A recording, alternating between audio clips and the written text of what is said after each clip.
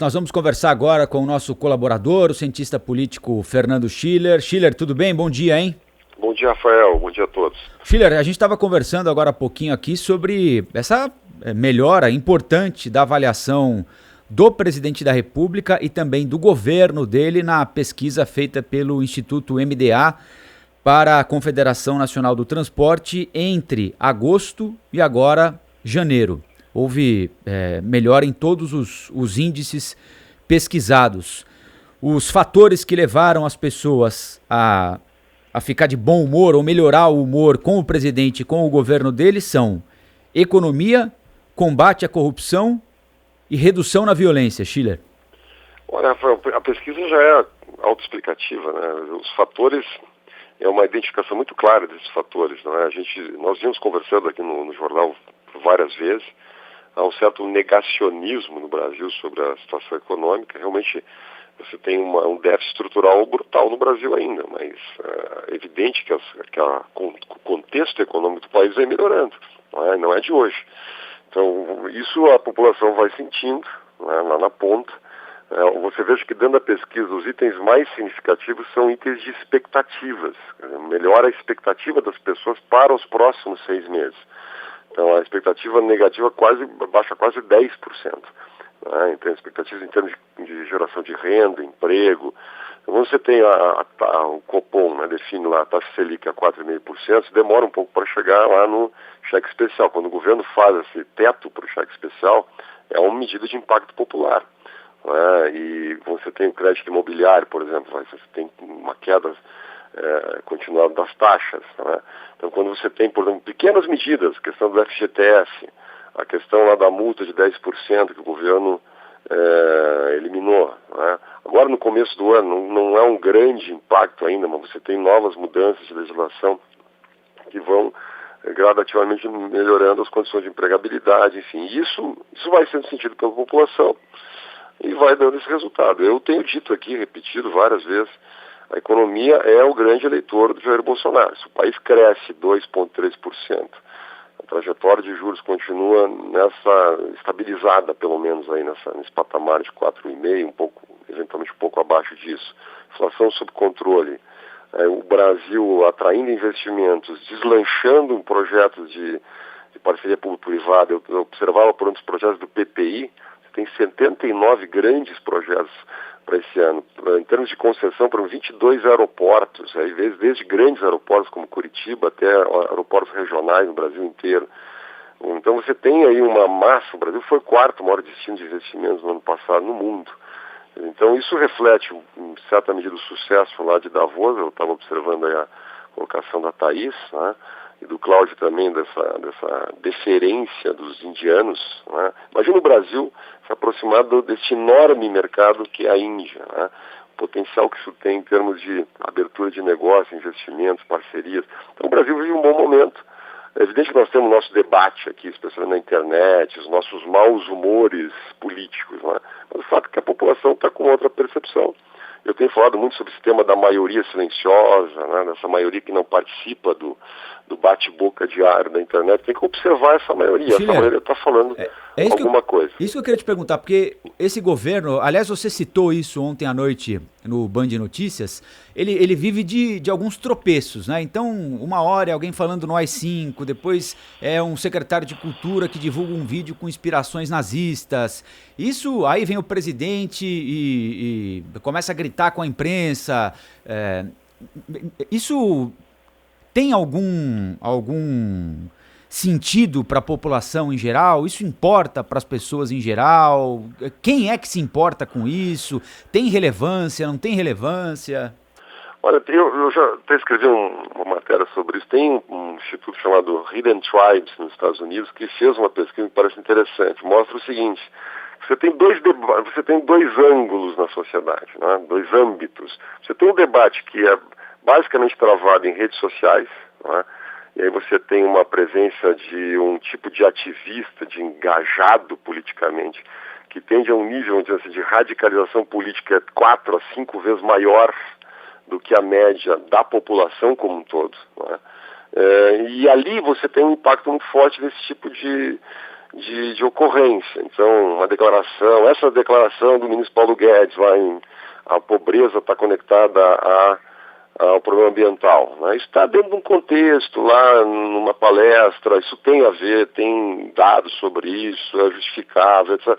Tem que ter, bom, mas aqui no Brasil, né, no bate-boca rudimentar das redes sociais, isso bate de outra maneira, né?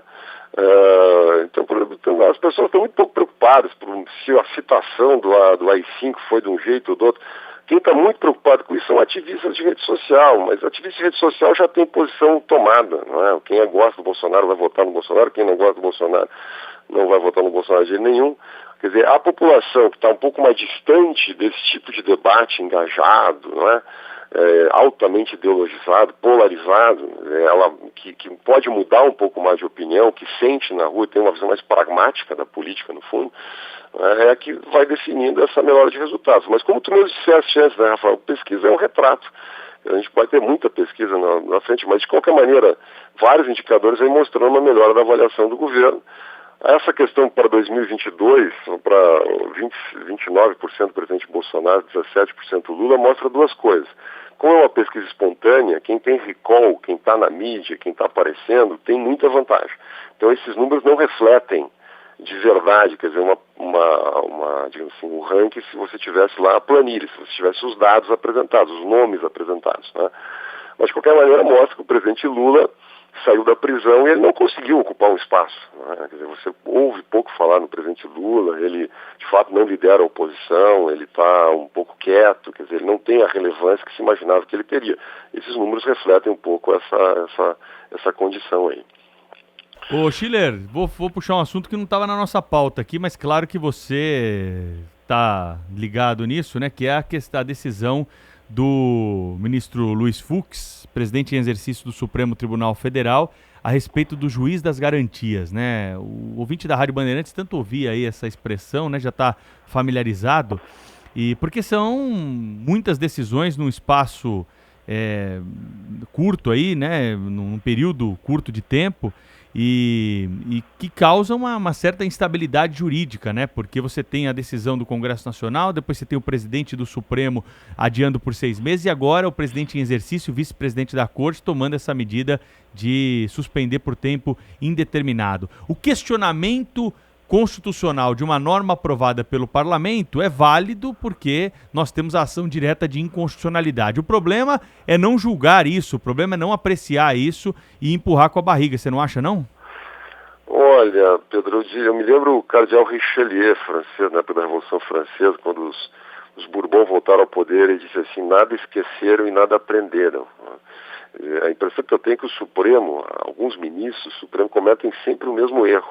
Você teve uma decisão, o Rafael lembrava que a gente entrevistou o ministro Dias Toffoli lá no Canal Livre, ele foi muito claro, quer dizer, isso foi um tema muito estudado, existe uma comissão trabalhando do Conselho Nacional de Justiça, regrando isso, etc., deu um prazo maior de 6 meses, eliminou, retirou da vigência do juiz de garantia algumas áreas, como, por exemplo, a questão de violência doméstica, questão do tribunal do júri, enfim, temas que são tecnicamente mais complicados para a aplicação do juiz de garantia. Então foi muito cuidadoso o ministro Dias Toffoli nisso, é o presidente do Supremo.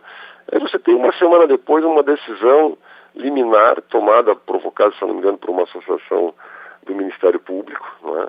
Que é obviamente contra. Então, aí me parece que o ministro Fux, ele interpõe uma posição pessoal, né, dele como juiz, uma posição muito corporativa, contrária ao juiz de garantias, e evidentemente atropela o Congresso Nacional, evidentemente atropela.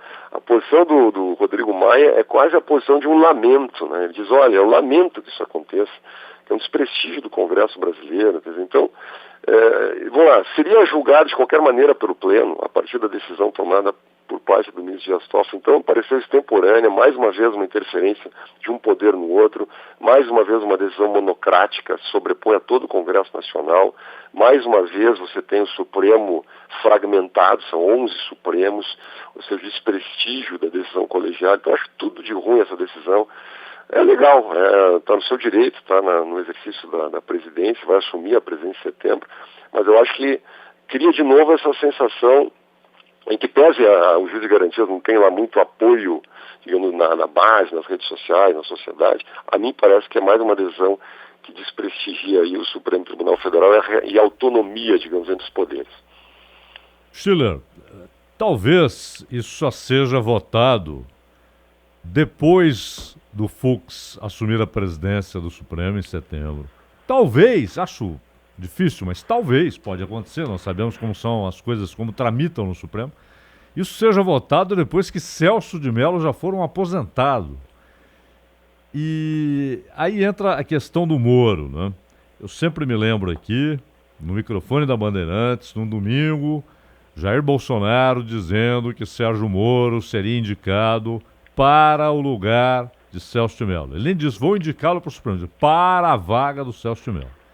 Perguntamos e ele confirmou.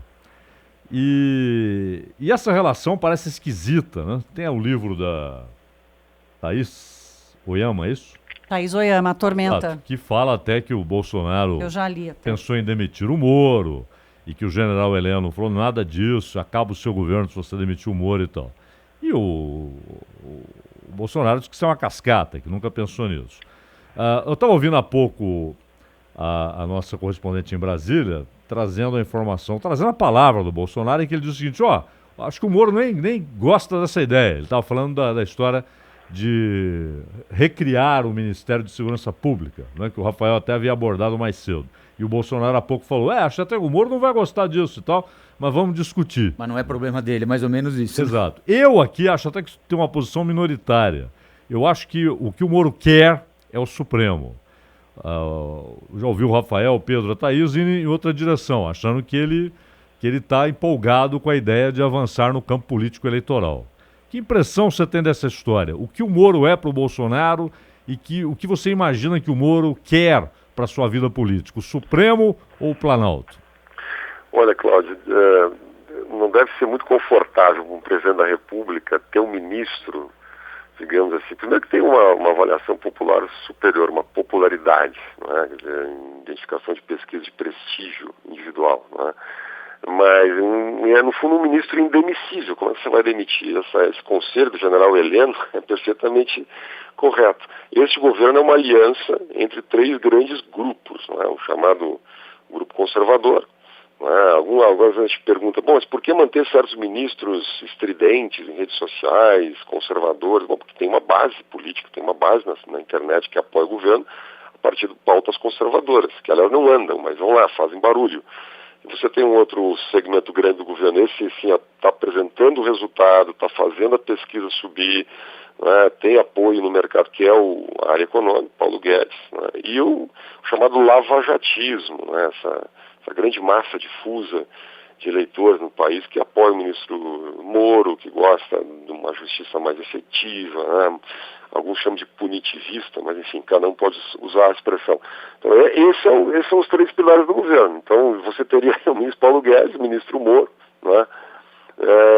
E essa postura conservadora. Hoje ela está muito na figura da ministra Damaris Alves, né? Que é a segunda ministra mais popular do governo, inclusive entre os mais pobres, né? Então, eu diria assim, a minha impressão é que o que o Sérgio Moro quer, de fato, é ir para o Supremo, né?